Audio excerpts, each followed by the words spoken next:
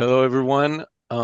Today, Axel Louissaint, a professional basketball player deeply interested in the mental side of the game, and myself, Jackson Ferguson, a mental skills coach rooted in mindfulness meditation.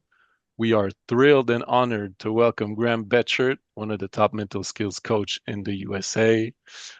Graham has trained NBA stars like Aaron Gordon, Karl-Anthony Towns, Andrew Wiggins, Marcus Smart, and Jaylen Brown, an NBA champion and Finals MVP. And he also worked with teams such as the Sacramento Kings, the Utah Jazz, and the University of Connecticut, with whom he won two NCAA championships in 23 and 24. And Graham is all about helping athletes stay present and unlock their best performance. I've personally been deeply inspired by his work, which is why we're so excited to bring his wisdom to Switzerland and Europe. So, Graham, thank you so much for taking the time to be with us Oh today. yeah. Oh, grateful to be here. Super humbled by it. I'm always like when I hear my resume, it always blows me away. But I always have to say this, my resume of failure is 10 times longer and way more impressive. And so it's all about how you bounce back in life. That's that's the most impressive stuff.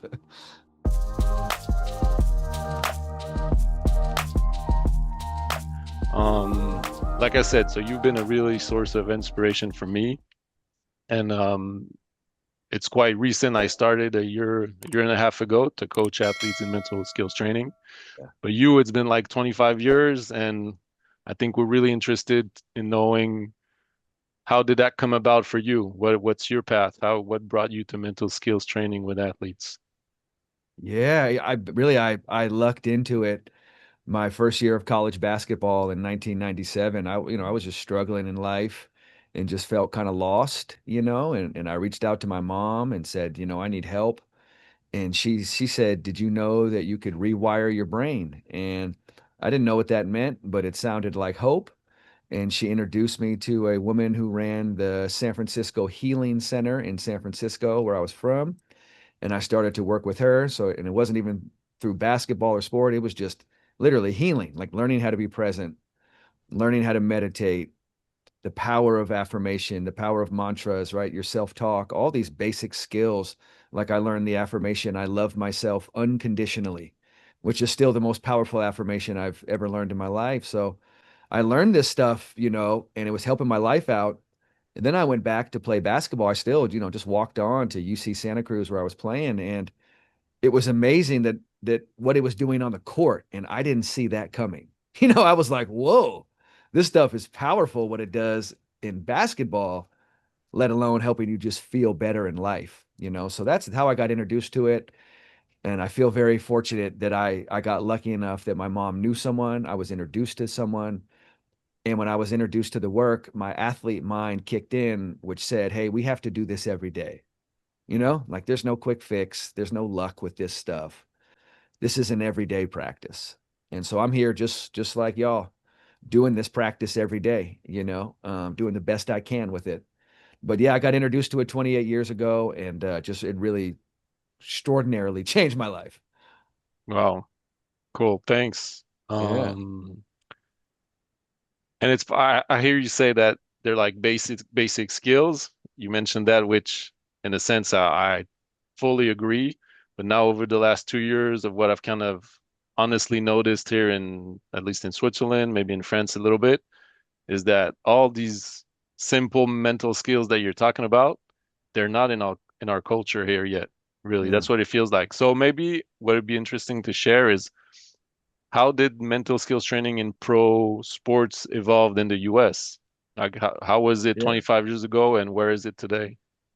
I mean, it's come a long, long way, which I'm really, really grateful for. I mean, you look at like the Oklahoma City Thunder, it's in their language. Being present is in their language. Like they just commonly talk about that in interviews. They say, "Be where your feet are," and being where your feet are means my feet are here in this moment. I got to be here in this moment. So to me, I mean, it's the best basketball team in the world, and you just see them talking about this stuff, talking about being present. Like being present is a skill, and it's a challenging skill. But so to me, I really see it it's come an extraordinarily long way. The way you know it's in someone's culture is you're just talking about the language. So they talk about being present, and clearly they're a great team. And so it's great. It's great to see that it's in the culture, that it's here. I think that pretty much every athlete that I work with these days, I mean, they're all open to mental performance. I don't think there's a single person that doesn't know it's valuable. I think it's just about figuring out how do you bring it into your culture and how do you make it work for you and what does that look like? And to me, it always starts with just a language, you know? So, for example, be where your feet are. That's language, right? And if everyone is working on being where their feet are, that means your whole team's working on being present. And if people are answering questions with like, I'm just where my feet are, you know, that means they're getting skilled at this stuff. So I really see it's come a long way, honestly, to tell you the truth. And it's really cool. It warms my heart. You know, I always felt like my job was to help normalize mental performance and make it practical for people, you know. And it's just great to see it, how far it's come. I mean, it still has a long way to go. Of course it does, but it's come a long way, you know, like an extraordinarily long way. And I'd say the last 5 years, it's sped up a lot. Like it just hit hyperspeed, you know, with COVID hitting and all that stuff. It just made everyone kind of deal with the mental on some level. So I think it's really, people are, it's a good time for this stuff, is what I'm saying. So it's nice to see where it's come from. Nice. I have a question Yeah. because, like I said, I'm still playing basketball and I want to come back from the injury that I had. And also, I realized that I really love to give what I know to the next generation. Yeah. So I also coach kids, and I realized that if they work on them on their mental skills, they can get better on the court. And Right. from that, I want to ask you, what are the main mental skills that you teach to NBA stars? Yeah, first of all, great question. I mean, this stuff can be used by everybody, right? It's real practical stuff. So I teach four basic skills that we try to implement in every culture that I work with, right? And these four skills, just like rebounding, shooting, dribbling, and passing, like you might learn those four skills in like one day, and then it's the rest of your life you have to practice, right? Like that's so when you think about mental skills, same thing, right? It's like, okay, well, let's work on these four skills and let's practice every day. You know, we'll get better at it. And if you can teach it to kids like you're doing, Axel, which is amazing, you can plant the seed early in their life, then they can practice in, you know, say you plant the seed when they're 10, 11, 12, 13, 14. By the time they're 20, 21, you know, they have mental skills. Like they're doing it, you know, instead of reactive, we do a proactive. So anyway, I love it. The four I like to teach, the first one is just the word win, W-I-N. And in this context, it stands for what's important now. And what's important now is to focus on what's in your control. So the first mental skill is focus on what's in your control and let go of everything else. Sounds easy, right? Sounds easy, but it can be challenging, right? Because what's out of your control results. And that's what everyone wants. Everyone wants results and outcomes, but those are the things that are out of your control. And so the irony of winning and getting great results is that you don't focus on that at all, right? You put your energy onto the things that are actually in your control. So I always appreciate, yes, being a part of, you know, some UConn championships and Aaron Gordon's won a championship and Jaylen Brown's won a championship and all this stuff. It's like we never talk about winning though, right? All we talk about, and this is the second mental skill, is TAP, TAP. And TAP is, okay, this is what's in my control. The T stands for trust. Trust your skills. And effort is a skill, attitude is a skill, right? Of course, trusting your game is a skill. Trust 100% with no hesitation, all in trust. The A stands for acceptance, 100% all in with accepting everything that happens after you trust, right? That's the part that's usually hard for people because maybe they'll trust their game, but they secretly got to have results, right? So for trusting what's in our control, accepting what's out of our control. And then the P is we're playing present. We're doing it right now. That's it. To me, it took me 28 years. That's the pinnacle of the mental game, a perfect tap. And I put a number around it, and it's 300. So a 300 tap is a perfect performance. That means 100 trust, 100 acceptance, 100 presence. I mean, you were trusting your game with no hesitation. Whew, letting it go. You know what I mean? Total acceptance of whatever happens. Refs missing call, whatever. Total acceptance. And then so present, you don't even know there's a tomorrow or yesterday. You just are engulfed in a flow state, right? That's a perfect tap. Notice how we didn't talk about results, winning, losing, points, any of that stuff, right? So the first mental skill, what's important now? Focus on what's in your control. Great. What's the second mental skill? This is what's in our control. Tap. That's it. So we get into a big game. Oh my God, it's like a big championship or something. Someone's like, we got to win. We got to do this. And it's like, no, you don't. We just got to tap. Can you go trust your game every play? Yes. Can you accept what happens after that? Yes. Can you be present? Yes. Yes, I can. I can be where my feet are. So that's it. That's mastery of the mental game, right? So if you have a 300 tap, you are what I like to call a black belt, right? That's a martial art term, meaning like a white belt's a beginner and a black belt has a level of devotion and discipline that's profound. So a 300 tap, totally in your control, challenging. It takes a level of discipline that is ridiculous. You know what I mean? Like absolutely extraordinary, but it can be done. It can be done. So that's your goal. 300 tap every time I perform. Now the next two mental skills, acknowledge that win and tap, it's hard. To a 300 tap, that's like me saying make every free throw you take, right? Because you're by yourself at the free throw line. No one's trying to stop you. It's a fixed skill. The reality is if you're great, what are you going to make? 90%, right? That's the reality. Steph Curry maybe makes 92, 93, and this is one of the best to ever do it. No one makes 100. So you strive for it, but it's tough. So the next two skills are all about your grittiness, your toughness, your bouncing back. And the next one we call is palms down. And palms down is the opposite of reacting like this. Oh, how can I trust my game? I feel uncomfortable. Or how can I trust my game? I've made like 8 mistakes in a row. Right? I don't accept. That's palms up. We don't want to be palms up. Palms down is about choosing your response. So anything pulling you away from tapping is an illusion, first of all. But we don't want to react to it. We don't want to ever not tap. But if we catch ourselves not tapping, right? Palms down. And we say, I don't react. I respond. I take a breath and I move on. Right? So whatever's making you feel like you got to react, no, I don't react. I respond. I take a breath and I move on. So palms down is about gracefully moving forward, gracefully choosing your response when you feel like not tapping. Right? So that's palms down. And the rhyme helps. I don't react. I respond. I take a breath and I move on. Right? We can teach this to 5-year-olds and it sticks with them. And then the fourth mental skill is what I call next play speed. And next play speed is how fast can you do that? Can you do it in 1 second? Can you respond and move forward? Or does it take you the rest of the game?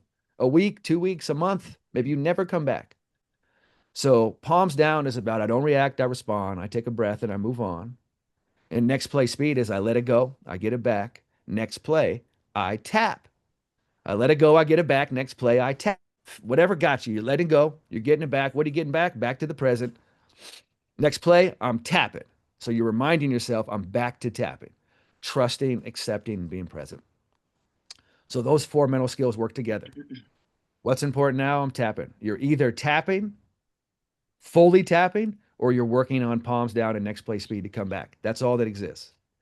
And so we work on that, right? We just work on practicing those 4 things, honoring those 4 things, rewarding those 4 things, celebrating those 4 things, right? So because what do we usually celebrate? How many points did you score? Did you win? Right? The basic stuff, which is great. We love it. But what we want to do is say, hey, how was your tap? Did you have a 300 tap? And if you didn't have a 300 tap, we call that a gap, right? If this is a 300 and say you're like, I had a 270, which is a 90, 90, and 90. Like that's really good, but there's a gap, 270, 300. How do we close that gap? Right? How do we close that gap? How do we close that tap gap and get it to where we're living in that 300 tap, fully living as a black belt, devoted to it? So the word devotion is really, really important here, not motivation. Motivation will not get it done because you will not be motivated to do this all the time, right? And so becoming a black belt is about recognizing devotion and discipline, and those have nothing to do with how you feel. Devotion means I'm going to tap 300, period, no matter what, period. So do whatever. Like whatever you need to do. Like whatever happens after that, I'm at total peace with it. But if I don't fully tap 300, we're in big trouble. And so as a competitor here, what we've done is we've just narrowed down to what the actual competition is. It's never the person guarding you. I've never ever had someone tell me that. Person guarding me is too good. Never. They just stop trusting their game for some reason. They stop accepting. They're not present. So working on that 300 tap with those four, the mental skills, that's where you fight. That's where you really like dig in. And if you can win that fight, think about it. Think about having a 300 tap and starting to do that every day. Think about what happens after that. It's epic, Yeah. So anyway, Um, yeah, those four mental skills, that's what we work on. awesome. Thanks. Yeah, sorry, that was a My long mind is answer. Sorry. blowing up. No, and I mean, hearing you talk, I really feel like I watch a lot of NBA, and I felt that lately, these last few years, there have been a lot of crazy comebacks, teams down 25, coming back and winning, and I really feel that that's because of what you're talking about. That's the only way you can come back down 25 in the third is by being present and by accepting Yeah. and so what my next question is, we know what it looks like to get in the gym and working on your shot. We know what it looks like to go in the gym and lift weights. But so what does it look like? You go into UConn or an NBA team. And so what does it look like? You come in every day and you talk about it every day. And like, I love also the 300, but so like at the end of practice, you go around asking the players. And so, yeah, what does it look like to train this every day? I mean, really, building connections with human beings is the start. No one cares about any of this until they know you care about them as a human being. And so for me, it's always just trying to care for people as people, and starting there, and once people feel your genuineness and your care, that tends to be a foundation for it. You also have to accept you can't force anyone to do this work. You can't make anyone do it, so you can't look for validation from anyone you're working with as like if they do the work, then I'm going to feel better about myself. You can't do that because that's not going to get it done, right? So I'm living tap. I'm going to fully trust teaching this stuff, sharing it, coaching those who want to be coached, and I completely accept if someone doesn't want it. It's completely on you. It's all good. And then I'm present with it, right? I'm fully present. So the start of working with other people is you do it yourself. You're living this because if you don't, that's like trying to teach someone how to, quit smoking cigarettes and you're just smoking cigarettes in front of them. You know what I mean? Like there's an integrity thing here. So this is really how I'm living, right? Like I'm really, really attempting to live present every day, to fully trust what's in my control, fully accept what's out of my control. And I have done it for 28 years and I've taken it through immense pressure, through a magnitude of fear that I never thought I'd be able to handle. And I went through it all. So I'm living it first of all, and so that's the real thing is I'm modeling this behavior. So when you're teaching someone else, you have to be it, right? That's the main thing that people are looking at is they want to see you do it. They want to feel you be calm under pressure. They want to feel you be mindful, right? I could tell you mindful sentences, but if I'm not mindful, who cares? Right? So that's how I work with people is I'm living this. I start with it and then I try to transfer that to them. Then after that, it's like, okay, it's awareness activates your ability. All right, let's learn a skill set. Win, tap, palms down, next play speed. Boom. I teach it to people, right? We're going to teach it. How you teach it to them is different for everyone. With UConn, like I live in California, Connecticut, it's a 6 hour flight away from me. I've never even been to Connecticut, right? I do everything over Zoom, just like we're cranking here. And I can transfer my energy exceptionally well over Zoom, right? I practice this stuff. I can do it. When I've worked with NBA teams, it's like traveling on the road all the time. You're traveling, you're on the road. It's a road show. You're on the road most of your life. So that can be really challenging. And when you're working with folks, you get to be around the team. Man, the work is great. It's 5 minutes here, 5 minutes there. They'll chat on a bus, a little chat in the lobby, 5 minute meditation in the room. You just kind of organically find the rhythm, And then if you're lucky enough, some teams let you work with the whole group. You can do meditations with the whole group, working with the coaching staff and the whole thing. But a lot of it is your ability just to connect with people, in little moments here or there and just connect with them. Um, and I found whether you're in high school, college, pro, middle school, even everyone's working on focusing on what's in your control, tap, palms down, and next play speed, period. Everyone's working on that. Mm. So it's kind of the same. So you can actually get, you can get athletes from all different backgrounds in the same room doing a meditation together, breathing together, because it's not physical in nature. So a 14-year-old can be with a pro athlete because they can still be closing their eyes, breathing, working on some of the same skills. And so for me, it always just starts with connection. This is human stuff. Live it every day yourself. And then it's awareness. So let's learn a language. Then let's practice the language, right? Let's practice it. And then let's start to make it into our DNA. And again, you can't force anyone to do it. That's what I've learned. And you just, when people are ready, they'll do it. And if they don't want to do it, it's no problem. So there's no exact way this works. Like there's no people always want it to be a direct line up to Yeah. oh, Yeah. is there just what's the path to supreme confidence? I'm like, what if I Mhm. told you it was just all over the place? And that's the process. Like that's uncomfortable for people. So there's no exact way this happens. There's no exact moment that someone's ready for this. You never know when the light bulb turns on and they're like, oh, now it clicks, and they're just all in that moment. And once it clicks for someone, like think about you, Jackson. Like once it clicks, it clicks. And then like the rest of your life is this. You know what I mean? And Mhm. it clicked for Michael Jordan. It clicked for Mm. Kobe Bryant, right? You never know why, but it did.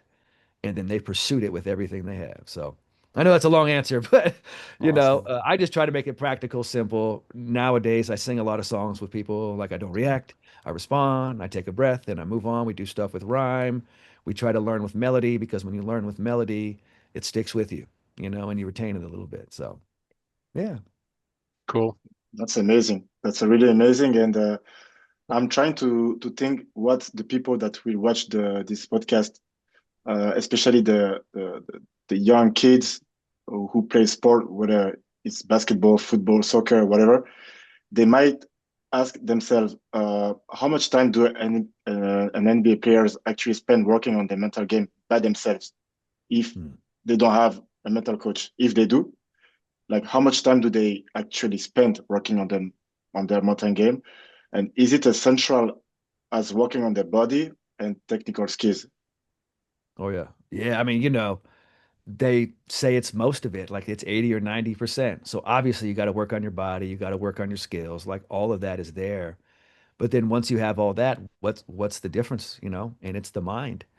And so you can be working on mental performance, reading books. Read George Mumford's book, the legendary mindfulness coach, The Mindful Athlete and Unlock. George is amazing. Dr. Jerry Lynch has written, I think, like 30 books. Just those are just two off the top who I got to spend a lot of time with. And you just keep reading about this stuff, watching videos on it, learning about it, practicing mindfulness, meditation, all this stuff yourself, going to therapy yourself, going to counseling, like doing all the work, exploring some of the scary parts of yourself and checking it out and kind of practicing this stuff. So every player's different, but I'll tell you this, the ones that are really good, they tend to figure out that the mental game's important and they put a lot of time into that, and that tends to be, I mean, geez, it's kind of how it works on every level. Those that kind of like understand what this is. I always just kind of look out for who they are because you can't make anyone do it. Aaron Gordon is someone that you knew he was different when he was 11 years old. He was just extraordinarily different. It had nothing to do with physicality or anything like that. It was just his mind. He was inquisitive. He was curious. He wasn't afraid to say he needed to learn something and he didn't know it. It was really remarkable. And I really haven't met too many folks like him at all. And so when you see someone like that when you're young, and then recently you're like, oh, he's drops 50 points in a game, makes 10 of 11 threes. He's doing stuff that people thought was literally impossible for him to shoot a basketball. I'm like, man, he's always had an openness to working on mental performance since he was a little kid. So there it is. And it's a slow thing. Like mental performance isn't like, I just tried something the last 40 days and now this result happened. That's not how this works. That's how people want it to work, and they want a quick fix. But really, this is a deep thing where you look at it and you work on yourself. And some people have that in them to do it, and others, it's a little bit different. And so I always just share Aaron because he's someone who was like down to do it, man, like truly down to do it. And for that, I have a lot of respect for him for that. But I never know who's going to do it or who's not. But that's an example of someone who's dedicated a substantial amount of his time to it. And you're looking at him. I think he's one of the best players in the NBA. All around basketball players. I mean, just absolutely phenomenal. He can do everything. And I don't know if you can say there's too many other players that can do everything on a basketball court, you know? Yeah, Amazing. awesome. Thanks. Yeah. And these are just my opinions. I'm not saying I know some truth. Yeah, I'm like, yeah, this is just what I've noticed. yeah. This is just stuff I've noticed. And it's awesome to get some insight. For us here in Switzerland, the NBA is far away. It's big Yeah. time. They all seem so solid and strong mentally, and to hear these little insights like on Aaron Gordon, it's awesome. But maybe again, from I think a lot of us put a lot of pressure on ourselves. That's Yeah. what I see also with athletes. We idealize, how you say, you make it ideal. Like you see NBA Yeah. players and you think everything's easy for them or they're strong mentally naturally. I'm sure they also struggle with a lot of things mentally. And so yeah, maybe can you share a little bit on that? What are the main struggles some Yeah. NBA struggle with mentally, and then yeah, and mental skills training Yeah. also. I mean, not to sound funny, it's always the same stuff. Just focusing on what you can control. I would probably say the acceptance of the stuff that's out of your control is probably the hardest when I see people because everyone's so goal driven and everyone has made it to such a high level. And so accepting stuff that's out of your control can be really hard when you've had a lot of control over things most of your life. And you get to a place where you're like, you can't control winning, you can't control anything. And you have to kind of surrender to that. Now, that's everybody is working on this stuff. But I would say also a big one too is if you've identified as a basketball player your whole life, getting to the point where you go, I'm clearly a human being who's choosing to play basketball. That's a massive transformation. If you think I'm a basketball player, that means your self-worth is based on basketball. And so if you're not getting basketball numbers like points and all that, your self-worth gets devastated. When you're like, I am a human being who's choosing to play basketball, you can have a tough game in basketball and not be devastated, and your bounce back is phenomenal. Your confidence is surreal because you understand who you are at a deep level. And I think that's a challenge that's for every athlete to go through is making that transformation because you've identified as a basketball player since you were a little kid, and then you're really good at it. So you're like, I am a basketball player. I'm a hooper, right? And you're like, sort of, you're hooping, but you're not a hooper. You're clearly a human being. So if you learn to identify from stuff that's more rooted in truth, it can give you real confidence under massive pressure because then you're not so afraid to fail, right? You're like, oh, well, whatever. I'm going to go trust and accept and be present because this is what I do. It has nothing to do with who I am, right? So if you can make that transformation and you're still got some legs on you, right? You're not maybe 40 years old because as you get older, you figure it out. But like Axel, you still got it, man.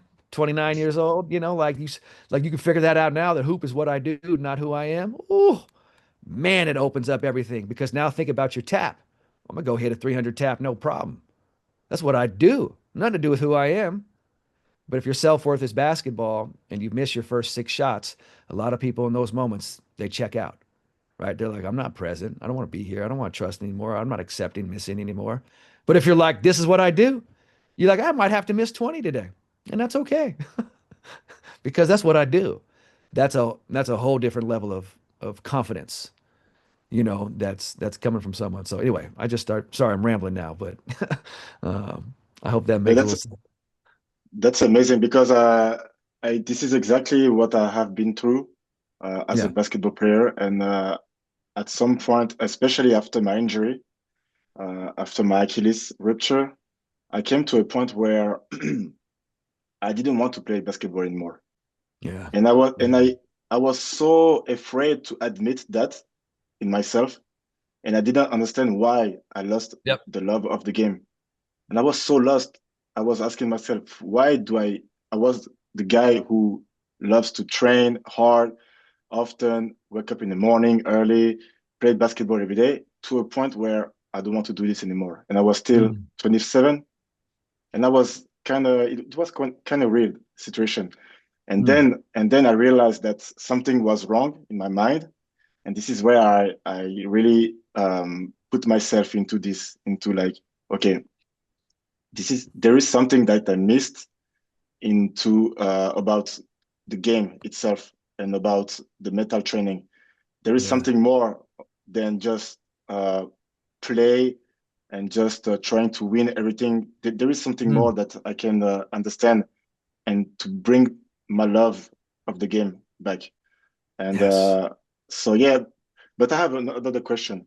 Sure. What would you tell a player, young or adult, who loves the game and wants to master their craft, especially when it comes to method training? Because I feel like that everything needs to come from the trust that you have in yourself. Yeah. If you don't have that as a base, nothing else will work. Is it right? Yeah, no, you're on it. I mean, you got to believe in yourself and you got to trust, right? You got to have a lot of faith. You got to let yourself go through the process and you got to stick with it. I like to say walk to win. Everybody's in a hurry. Everyone is just anxiously in a hurry to get to somewhere. You can't do that. Walk to win with lethal patience is about bringing yourself back to this present moment and just doing the work today. Just doing the work, whatever that is today. And a big one we like to say is fall, crawl, and ball. Meaning, imagine a little baby who has goals, right? And a little baby's like, I'd like to run. And you're like, okay, the process is going to be first you got to learn to walk, right? Then you got to learn to jog, all these things. But before we even walk, what do we have to learn to do? We got to fall down. We got to fall, and then we got to learn to crawl. And so if we don't allow ourselves to fall and crawl, we'll never get to the point where we're standing tall, and we'll never get to the point where we're running and never get to the point where we're balling. So whatever you're going through right now in this game or whatever you're working on, allow yourself to go through the process and embrace it. Embrace the process. And if you're allowing yourself to fall and crawl and go through that process, you are unstoppable. But if you resist that and you call that failure and you're like, I don't want to fail, I don't want to do that, it's not going to happen for you because you're like a little baby who's never, ever going to learn to stand up because they wouldn't fall down. Right. So, I mean, just bringing it back to Aaron, the first thing I taught Aaron at 11 years old was how to miss. And he said, why are you teaching me how to miss? And I said, because if you're great at basketball, you're going to miss half the shots you take. And it's really important that we learn how to miss well and we learn how to gracefully move forward, right? Next play speed, palms down. We were already working on that to come back and trust. And what if you miss 4, 5, 6, 7 in a row? So be it. Miss 12, miss 15. And you're going to face fear when you do that. So but allow yourself to go through that process. That's it. Like go through it. You're doing great. Your mind might try to tell you you're not doing great and you're failing, but you got to remind yourself, no, I'm doing fantastic. I'm falling, I'm crawling, and I'm going to learn to stand tall. Then I'm going to ball. And society's putting pressure on you to try to ball out right away. And you got to like have that inner fortitude where you're like, man, if I had a 300 tap today, I did great. I did fantastic. Even if you like missed every shot, but you're like, my tap was perfect. You know what I mean? Like perfect. I did great. Stick with it. Is this fun? No, it's uncomfortable. Is this vulnerable? It's super vulnerable. So you got to back this with victory goes to the vulnerable. You got to embrace the vulnerability that you're going to feel as you do this work. There's no way around that. There's no way around that. So if we're doing mental training, just like physical training, you're going to get uncomfortable and we're going to breathe and we're going to relax into it. And so victory to the vulnerable is about embracing what this is going to feel like as you go through this experience, but you're never going to be in danger. And that's the growth is you're going to feel scared and feel like you're in danger. You're not in danger at all. And that's And how you train. That's how you train your mind, right? That's how you train your mind. just to go a little deeper maybe into that, because Yeah. when we have these difficult emotions that come up, so you just touch on it quickly, but what do you teach to the kids, to the players? Is it, to me, it's Yeah. really coming back to the body. It's really like embracing the emotion, the anger, the fear, the whatever, what's Yeah, you happening got in it. my body. It's being mindful of what's happening in my body. Is that also what you share with players? Yeah, you're on it, man. You're on it. I mean, you're feeling all kinds of feelings. And so the work is when we say victory to the vulnerable, it's just breathe and experience them. And your Mm, mind is racing with the craziest stories that have nothing to do yeah. with reality. And so the mindfulness, right, is observe the stories. Observe the stories, embrace the sensation, and get really good at breathing in those moments. And that's how you win. Like that's the moment. That's it. Mm, That's the whole thing. That's the moment. Are you free or are you not a free person? Because if you live a reactionary life and just follow the stories that pop up in your mind when you feel emotion, you're not a free human being, to me.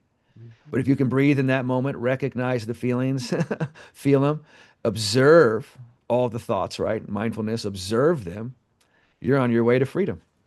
Now you're going to be like, that's a hell of a 3 minute ride, right? Because you're going to feel all the feelings. But this is when you get to say, I'm actually tough because you get to experience it all. And so my first teacher, she would just bring out the Kleenex.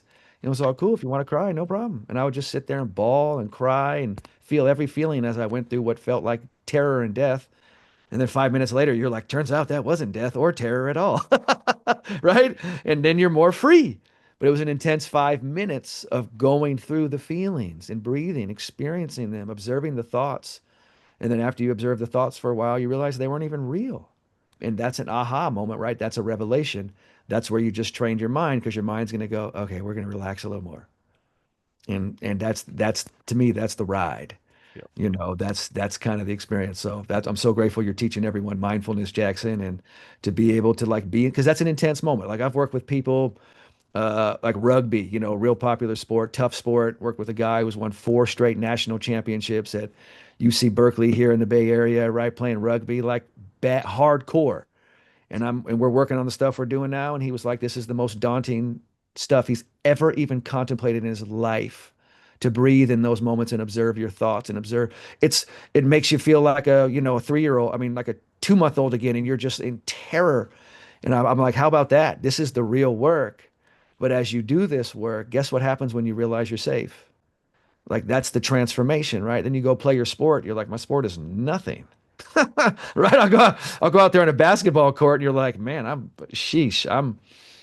I can go for it, right? And so the affirmation, to bring this back, the affirmation I want everyone to know is I love myself unconditionally. I love myself unconditionally is I was taught that in 1997. And to this day, it's the most powerful set of words I have ever come across in working out. Because think about it when you declare that. I love myself unconditionally. It's not based on did you make or miss shots, right, in basketball terms or something like that. You're like, it's unconditional my self-love. I love myself, right? And who am I? We'll start with I'm a human choosing to play hoops. Well, I love that unconditionally. That'll have you confront some stuff inside of you. And I love myself unconditionally as a punch that has no counter to it. So you start working like say that to yourself 10 times a day. Write it down 10 times. Write it down. It starts to get real what it does. And you're starting to fill yourself up from the inside. When you say I love myself unconditionally, you're filling yourself up from the inside. So then when the outside's hitting you, it doesn't phase you as much because we can't stop the outside, right? But we can fill ourselves up from the inside. And then from the outside, we're getting hit. We're like, it turns out that's not that big a deal.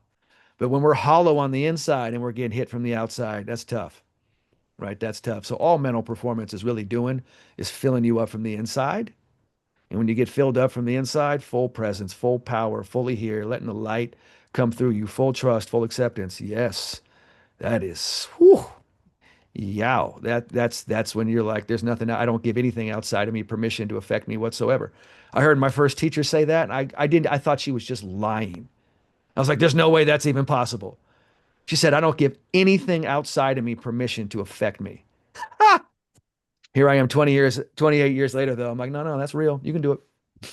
You can do it. And in basketball, bring it back to sports, this stuff is lethal. You know what I mean? Like this stuff, don't think like people that think it's soft, I feel for them. I'm like, you're in such trouble. You know what I mean? Because this is the most powerful stuff that exists. I wouldn't be here 28 years later. You know what I mean? Like I wouldn't be here. This would have failed 20 years ago, 15. This doesn't fail. The only thing that happens is I'm a human. I don't always practice these skills. I try. But this is where I bring it back to both of you and everyone listening. We're all trying together doing this. I am not up on some mountain. I am here with us on the ground, trying to be where my feet are today, making sure I choose my response as best I can. And if you talk to my wife and kids, they'll think it's hilarious that people think I'm like some renowned mental performance coach. They're like, this guy? You just see him around the house. He's just a regular dude, like reacting, like they know the real. So I'm just trying my best like everyone else. Wow. Awesome, man. Thank you so much for sharing all that Yeah, across the ocean where you're at to us over here. I really, really of hope it course. can plant some seeds, help all this grow over here. Cause I feel that there's a long way to go, but like you said, it's an interesting time to be in. I'm so also thankful that to be part of all this. And Heck but yeah, yeah. thank you so much. Thank you so much. Oh no, both of you keep doing the good work, teaching kids, Axel, everything you're doing, Jackson. Like we're all doing it together. The walk to win is real. There is no quick fix with this. Mhm. I think we're sold in this world like we want something quick. We want to play like checkers or chess. We want to make a move and see something happen. That's not how this works. This requires real devotion. It does. So again, I appreciate you reading my resume and stuff like that, but we always have to share it with. That's because I fall down and bounce back 1,000 times before one thing works. You know what I mean? But the whole time I was falling down, I was telling myself I'm a winner. And I'm like, I fall down great. Right? I'm like, I'm a baby learning to walk. This is the natural part of the process. And it works. It does. You just got to shift your mind a little bit to not being in a hurry. Yeah, And I think that's where a lot of athletes get into trouble. They're anxiously in a hurry, or coaches are anxiously in a hurry, and they bring that energy to the present, and that's the thing that just crushes people, and yeah, makes it they don't even want to play sports anymore, right? It's not even fun when it's yeah, like that. yeah, So no, yeah. anything you guys need from me, always count me in. Anything All you right. Yeah. No, need. really, thank you very much for your time, and thank you Of for course. all the wisdom, because to me everything makes so much sense now. And Okay. I'm so grateful and happy because I feel like you said, I will be able to understand even more, to experience it, and then to teach it. That's And right. then they will Right. understand better because I will do it by myself as well. That's right. So thank you again. Oh, Really, oh, thank thank you again. you. And the kids you're teaching it to, they'll make you better because you got to be creative when you're working with kids. Like make it fun for them, make it engaging for them, and let you be engaging and fun when you teach it, whatever that means for you, whatever brings out your light, opens your heart up. People love that and they connect to it. And then I've also noticed be brief. No one likes it for a long time. You know what I mean? So keep it simple, be brief, and then know it's like really that you wanted, it's the long run, right? It's like, man, if you could say you're doing 5 minutes of mindfulness with someone once a week or, once a month. It's all great. Watch what happens 3 years later, how that builds, and you got a 12-year-old and they're 15. They're like, I've been doing this for a little while. Then they're 19 or 20 and they're like, okay. And then just bringing it back to Aaron Gordon, right? He's 30 years old, 29, 30. Listen to how he talks. Just listen to him. His whole thing is presence, trust, and acceptance, and finding flow and leaning in, and same thing with Jaylen Brown. So you can hear it in their language. So keep sharing the language, Axel and Jackson. Keep teaching people around you. We all do it together, and sheesh, it's no joke. It does make the world a better place, man. It really does.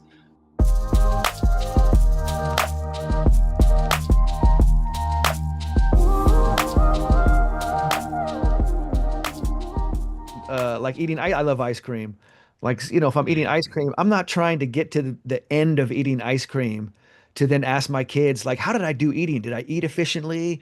Did it, I'm literally just enjoying the ice cream. You know what I mean? I'm just tasting the ice cream. I think a lot of time in this world, we go through life and we're not even tasting the ice cream. You know, we are just trying to get somewhere without even recognizing the actual thing. The gift is right here.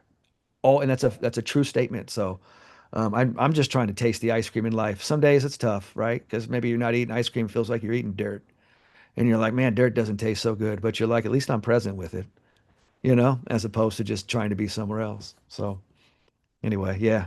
All right. Thanks. That's a great conclusion. All And right, Thank you. thanks for your time, man. come on, you got it. All right, y'all. Take care.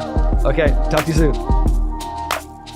So often in life, we get so caught up in metrics that don't even work. You're being judged by your GPA, your SAT score, how many points you score, how much money you make, what your title is, and none of that can capture your potency. None of that can capture who you are. And you gotta be brave enough to judge yourself on your potency. You with me on that? There's no numbers that can count that. You are not your SATs, you are not your GPA. You are not the money you make, the points you score, the goals you've kicked, none of that. You are a presence. You are a presence. And if you're gonna judge yourself on how potent you are in the present moment, on how you show up each moment in every situation you're in. I'm potent in the present. You can't stop me. I'm potent. I'm potent in the present. I'm powerful. I'm potent in the present. I'm unstoppable. You can't see what I see. Feel my power. You can't faze me. I want you to be a real CEO, a real leader, conscious energy officer. That's potent in the present. Your numbers might be down, your opportunities might be slim, but your presence is potent. Your presence is powerful. And that's as real as it gets. That's a real currency.